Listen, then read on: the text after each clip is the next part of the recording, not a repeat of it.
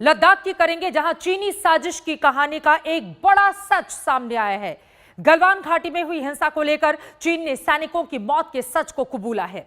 करीब 8 महीने के बाद ड्रैगन ने माना है कि गलवान में उसके 4 सैनिक मारे गए थे। लेकिन अब सवाल, क्या चीन के इस गम से भारत में सियासी विरोध कम हो जाएगा? यह रिपोर्ट देखिए।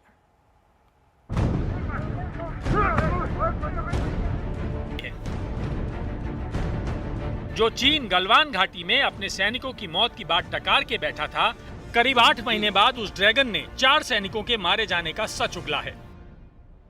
लद्दाख में भारत और चीनी सेनाओं के बीच में डिसएंगेजमेंट की प्रक्रिया के बीच चीनी सेना ने पहली बार माना कि गलवान की खूनी भिड़ंत में उसके 5 सैनिक मारे गए थे।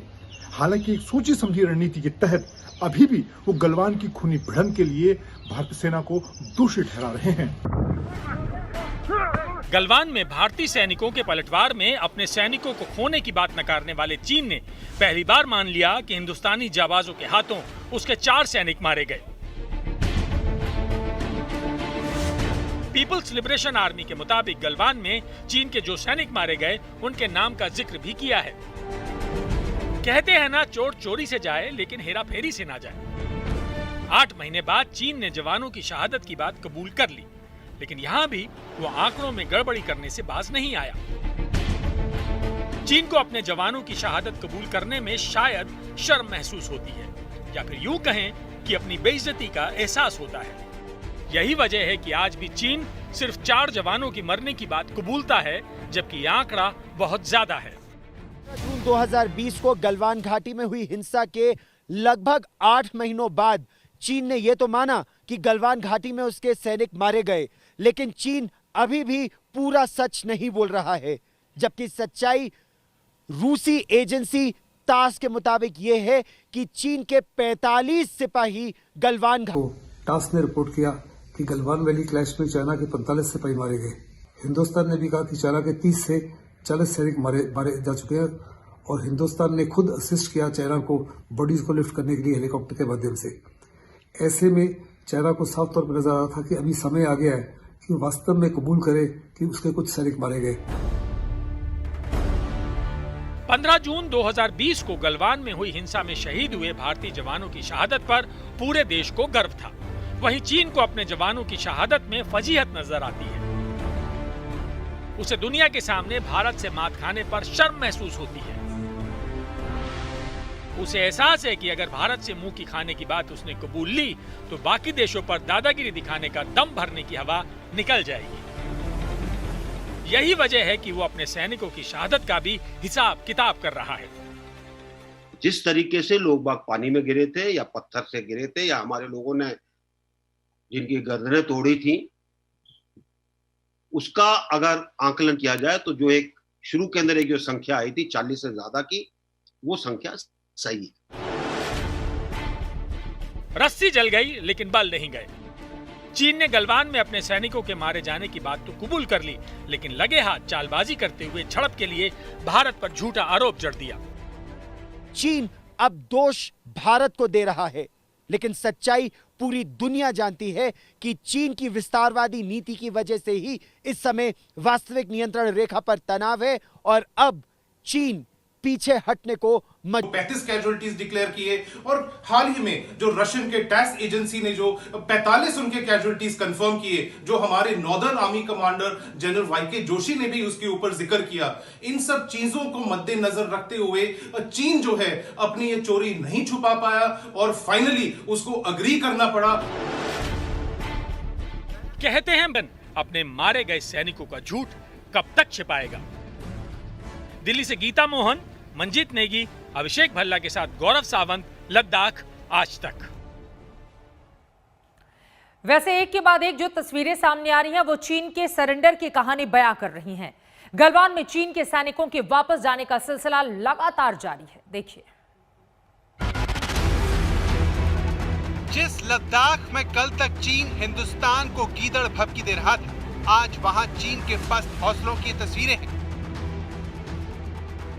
जिस गलवान घाटी को चीन अपना घर समझने की जुर्रत कर रहा था, उस गलतफहमी को मिटाने का वीडियो है ये। भारतीय सेना के चट्टानी इरादों का नतीजा है ये। चीन के सरेंडर की कहानी है ये। टूटते कैंप, लौटती गाड़ियां, वापस जाते चीनी सैनिक बता रहे हैं कि ड्रैगन की सारी हेकड़ी निकल चुकी है। पैंगोंग में नॉर्थ से लेकर साउथ बैंक तक चीनी सेना का बोरिया बिस्तर सिमट गया है। भारतीय सेना अपने हाई रिजोल्यूशन कैमरे से पल पल चीन की हरकतों पर नजर रख रही है। पीछे हटने का समझौता होने के बाद कैमरे में कैद हुई इन तस्वीरों को भारतीय सेना के नॉर्दर्न कमांड ने जारी किया। चीनी सेना बंकर गिरा रही है, ट्रकों पर साजो सामान लाद कर ले जा रही है। वहीं उसके सैनिक फिंगर 4 से वापस लौटते नजर आ रहे हैं।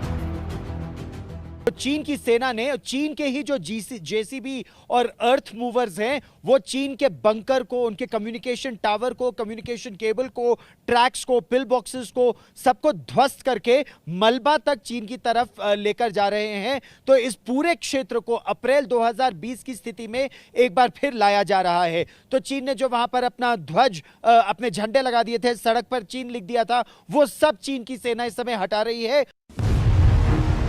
ये वीडियो 2 वजहों से बेहद अहम है। पहली ये कि नॉर्थ पैंगोंग में फिंगर 4 के इलाके में चीनी सेना ने अपने बंकर हटा लिए हैं और उसके सैनिक पीछे लौट चुके हैं। ये वही इलाका है जहां पिछले साल मई में सबसे पहले भारत और चीन के सैनिकों के बीच तनातनी की शुरुआत हुई, जिसे हाल में जारी कुछ सैटेलाइट तस्वीरों के जरिए समझने की कोशिश करते हैं। पहली तस्वीर, ये तस्वीर पैंगोंग झील के आसपास की है। फिंगर 5 पर हालात पूरी तरह से बदल चुके हैं। पहले की तस्वीर में आपको चीन के कैंप दिख रहे होंगे, वहीं अब हालात पूरी तरह से बदल चुके हैं। चीन ने पूरा इलाका खाली कर दिया है। दूसरी तस्वीर, एक तस्वीर जून 2020 की है तो दूसरी फरवरी 2021 की। पहली तस्वीर में चीन का नक्शा है, वहीं एक लाल रंग का निशान है जो कि फरवरी में ली गई तस्वीर से पूरी तरह से गायब है। चीनी सेना 80 मीटर लंबे उस बैनर को भी हटा रही है जिसमें चीनी भाषा में कुछ संकेत और नक्शे बने हुए थे, जिसे फिंगर 5 और 6 के बीच लगाया गया था।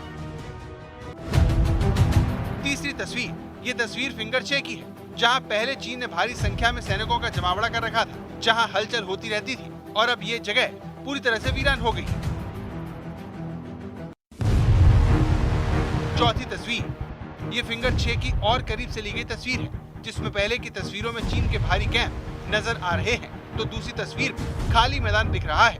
पांचवी तस्वीर, फिंगर 6 की एक और तस्वीर देखिए, जिन जगहों पर चीन के कैंप थे वहाँ गड्ढे नजर आ रहे हैं। चीनी सेना के भारी भरकम ट्रक गायब हो रहे हैं। ये चीन के सैनिकों के पलायन करने का सच बता रही है। तो देखा आपने किस तरह से ड्रैगन अब अपने कदम पीछे खींच रहा है और पहली बार उसने माना कि हाँ, गलवान में उसके सैनिक मारे गए थे। एक छोटे से ब्रेक के बाद फौरन लौट रहे हैं, आप देखते रहिए आज तक। नमस्कार, मैं हूं अंजना ओम कश्यप। हमें उम्मीद है ये वीडियो आपको पसंद आया होगा। लेटेस्ट खबरों के लिए यूं ही देखते रहिए आज तक और इस वीडियो के पसंद आने पर लाइक, शेयर एंड सब्सक्राइब करना ना भूलें।